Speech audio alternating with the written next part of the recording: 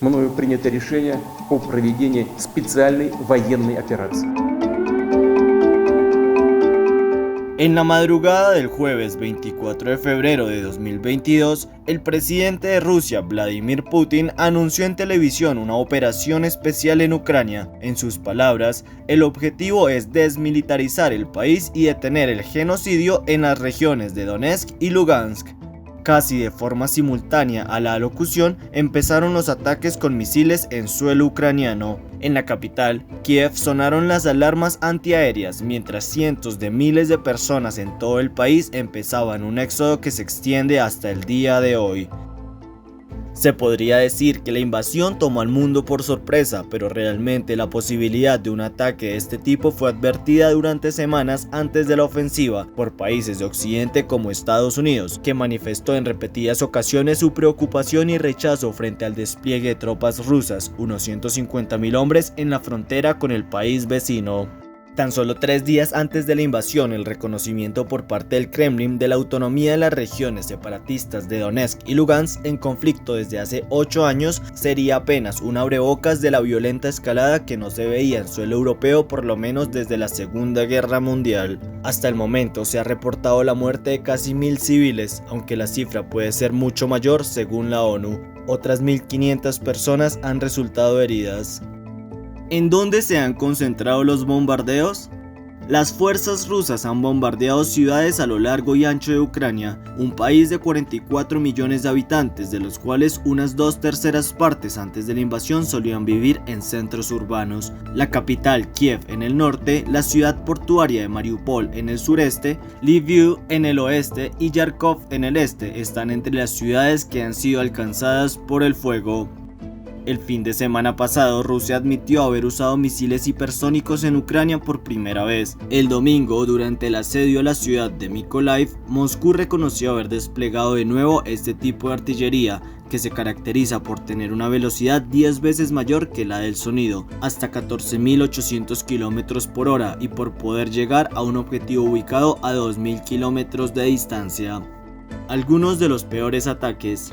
En este mes de invasión han sido numerosos los casos reportados de ataques en zonas residenciales, infraestructura de telecomunicaciones y hasta hospitales y una central nuclear. Desde principios de marzo, Human Rights Watch alertó sobre el uso de armas prohibidas por el derecho internacional humanitario, específicamente de las bombas de racimo, que se abren en el aire y dispersan decenas o cientos de pequeñas submuniciones incendiarias. Por ejemplo, las fuerzas rusas dispararon el 28 de febrero de 2022 municiones de racimo contra al menos 3 zonas residenciales de Yarkov, la segunda ciudad más grande de Ucrania.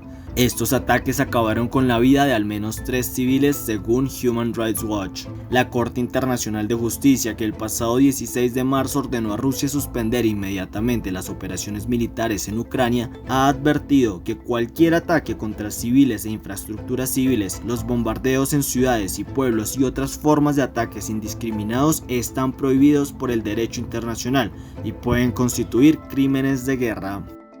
El 3 de marzo, por ejemplo, 47 civiles murieron cuando los ataques aéreos rusos alcanzaron 2 escuelas y varios bloques de apartamentos en Chernihiv, dijo Liz Trussell, portavoz de la Oficina de Derechos Humanos de la ONU. El 9 de marzo, un ataque aéreo ruso alcanzó un hospital materno-infantil en Mariupol, que dejó 3 muertos, entre ellos una niña y 17 lesionados. Días después, una mujer embarazada que resultó herida en el ataque y se convirtió en símbolo de ese horror también murió junto con su bebé por nacer. La Organización Mundial de la Salud, OMS, ha manifestado su preocupación al ver que los centros de salud se han vuelto un objetivo militar en medio de esta guerra, algo sin precedentes según el organismo. Se calcula que ha habido al menos 40 ataques contra instalaciones de salud. En la misma ciudad de Mariupol también causó conmoción el bombardeo contra un teatro en el que se refugiaban al menos 1.000 personas. En lo que ha sido calificado como un milagro, no se han reportado víctimas mortales después de ese hecho.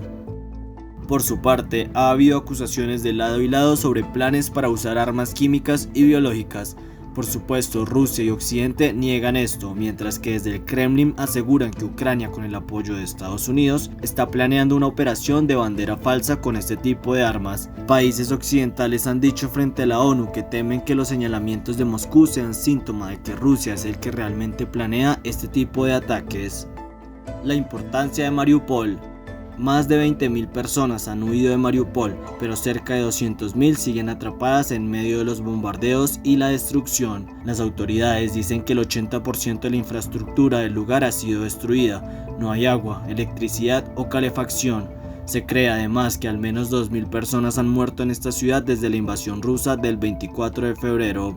Para Adri Yanitsky, director del Centro de Excelencia en Periodismo Económico de la Escuela Económica de Kiev, citado por The Guardian, Mariupol es una gran ciudad portuaria y una base para las Fuerzas Armadas ucranianas. Entonces, si los rusos quieren tener un corredor terrestre desde Donbass hasta Crimea, necesitan controlar la ciudad, agregó el experto.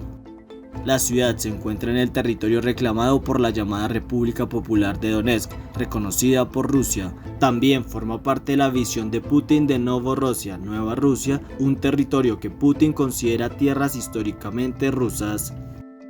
¿Qué dice la comunidad internacional?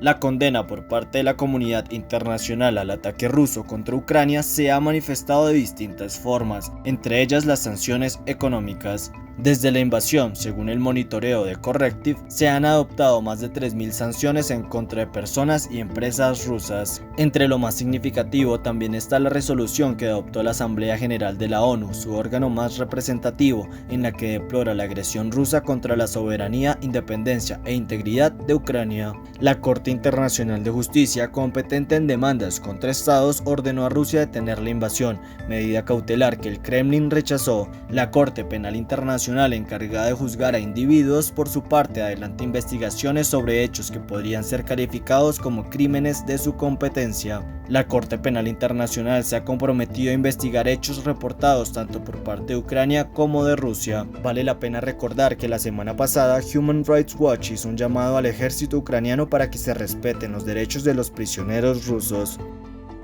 Las autoridades ucranianas deben cesar de postear en redes sociales y de mensajería videos de soldados rusos prisioneros para exponerlos en público, en especial los que son humillantes o amenazantes, indicó Human Rights Watch en un comunicado. Esos tratamientos infligidos a los prisioneros de guerra violan las protecciones previstas en las convenciones de Ginebra sobre el derecho internacional humanitario, agregó. Entre tanto, el presidente de Ucrania, Volodymyr Zelensky, y gran parte de la población civil han pedido a la OTAN que declare una zona de exclusión aérea sobre el territorio ucraniano, lo que implicaría que cualquier aeronave no autorizada podría ser derribada. La alianza militar, sin embargo, ha negado la petición precisamente por el temor a una escalada bélica. Ucrania no forma parte de la OTAN, organización con la que empezó acercamientos en 2008. Esos coqueteos, vistos por Vladimir Putin como una amenaza a la seguridad de Rusia, le sirvieron al Kremlin precisamente como justificación para el despliegue de tropas en la frontera hace varios meses. Hoy Zelensky les pide a sus ciudadanos una especie de resignación, pues no cree que Ucrania llegue a formar parte de la OTAN. Pese a ese anuncio y a que se ha instalado una negociación entre Ucrania y Rusia que ha continuado de forma virtual, ningún acuerdo para poner fin a la guerra parece concretarse.